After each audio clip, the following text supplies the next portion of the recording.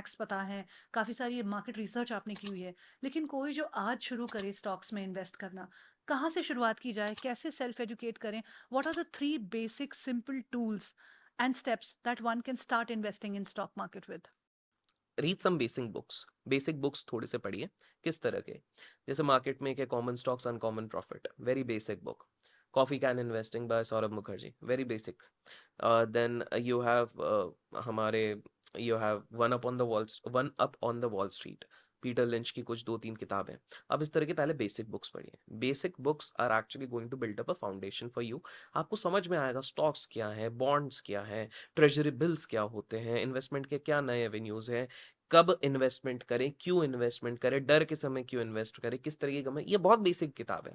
इससे आपका पहले एक बेसिक प्रेमाइस क्लियर हो जाएगा। सेकंड इज, तक आप सही में एटलीस्ट 500 रुपए इन्वेस्ट नहीं करेंगे, तब तक आप सिर्फ सोच में रह जाएंगे। रीजन इज बिकॉज जब आप इन्वेस्ट करते हो ना, तभी आपके इमोशंस इन प्ले आते हैं। और इमोशंस जब आपके प्ले में आएंगे, तभी आपको पता लगेगा कि आप बड़ा जब इन्वेस्ट करोगे तब कैसे होगा।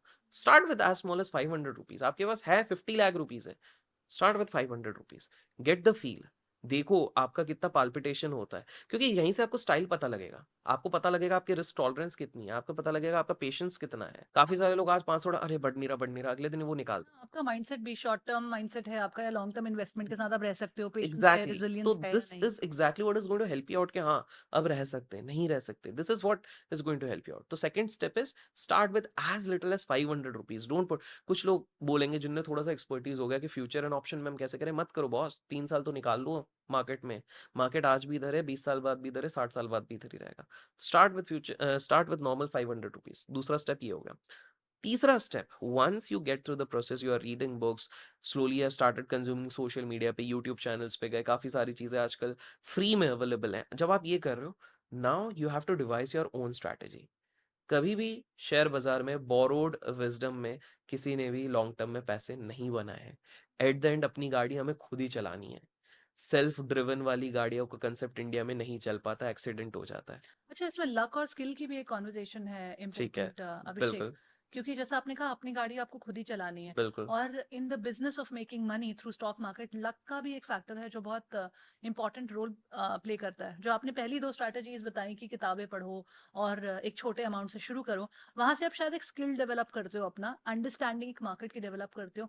लेकिन एक जो अनप्रडिक्टेबल एस्पेक्ट है जो कि लक का है, उसका भी एक रोल है। तो how does one navigate with देखिए दीज टू लक वेरी? क्या होता है, इसको सिंपल सा समझिए। अगर आप प्रिपेयर्ड हैं, उसके बाद आप कहीं पे जाते हैं, आपको पता है ये 2 टाइम्स हो सकता है इन्वेस्टमेंट, वो 2 टाइम्स के जगह पर 5 टाइम्स हो गया with in that same period of time.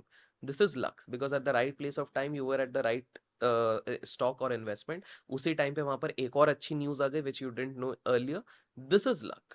तो लक आपको वो 1 का 5x करने के लिए हेल्प करेगा, लेकिन 1 to 2x करना या 3x के लिए तो आपको आपकी रिसर्च, आपकी प्रिपेयर्डनेस करनी ही पड़ेगी। A lot of people confuse luck with skill. काफी सारे लोग अपने लक को स्किल के साथ कंफ्यूज हो जाते हैं। 2020 की अगर बात करूं, कोविड क्राइसिस के बाद, अगर किसी ने भी किसी भी रैंडम स्टॉक में पैसा लगाया था तो उसने 30-15% का रिटर्न हर बनाया। किसी ने बनाया, बहुत यंगस्टर्स ने, सबने जेंजी, बनाया, सबने। 22, 23, 24 साल के बिल्कुल। बच्चों ने 5-5, 10-10 गुना पैसा बनाया। But that was luck. और उनको लगा कि हम एक्सपर्ट हो गए हैं इस और फील्ड उसके में, बाद उनने पूरा वो 10 गुना पैसा लगा और तो पूरा ज्यादा डुबा ही दिया। दूध डुबा दिया उसने। बिकॉज वही हो गया, उन्होंने अपने लक को स्किल समझ लिया। That is the big mistake. Skill overnight develop नहीं होगी, आपको मार्केट साइकिल्स देखने पड़ेंगे। मार्केट साइकिल्स 4-5 साल में एक बार आते हैं। इसलिए कहते हैं कि एवरेज एक बंदा जब मार्केट में अगर टिक भी जाता है 8 से 9 साल, तो वो बंदे में एक बोल सकते हैं कैलिबर है कि वो मार्केट से निकाल सकता है एक लंबा बड़ा पैसा। मार्केट में अगर आपने 8-9 साल टिक गए ना, आपको सिर्फ 1 साल चाहिए, दुनिया भर का पैसा कमा सकते हो। Problem is, the interesting fact is, 90% of the market participants leave the market in the first 3 months, and those who are remaining, they mostly leave in 3 years। तो अगर आप में से कोई देख रहा है जो 3 साल बाद भी कहीं ना कहीं डटा हुआ है, एंड ऑब्वियसली लोन या बोरोड फंड से या बोरोड विजडम से नहीं, अपनी विजडम से, तो there is a high possibility कि आप लोग का यहाँ पर एक ब्राइट फ्यूचर हो सकता है। तो luck has a role to play, I wouldn't say कि बिल्कुल नहीं है। बट लक कैसे हो सकता है? फॉर एग्जाम्पल आज मैं बताऊँ, एज ऑफ नाउ जब हम रिकॉर्ड कर रहे हैं, लक ये है कि मैंने सोशल मीडिया पे भी बोला था ठीक 3 दिन पहले कि मैं अपना 30 to 40% इन्वेस्टमेंट्स बुक कर रहा हूँ, और आज सेंसेक्स 1000 पॉइंट गिरा है।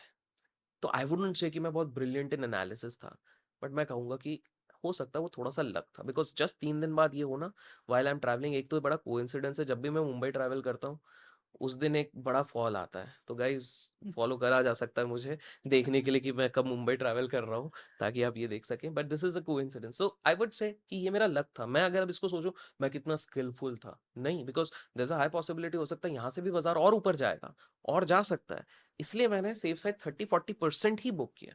आई am still holding the others because they are still in profit, but the point is आप पूरी तरीके से लक पे निर्भर नहीं हो सकते, एक दिन धोखा दे देगी आप फंस जाओगे।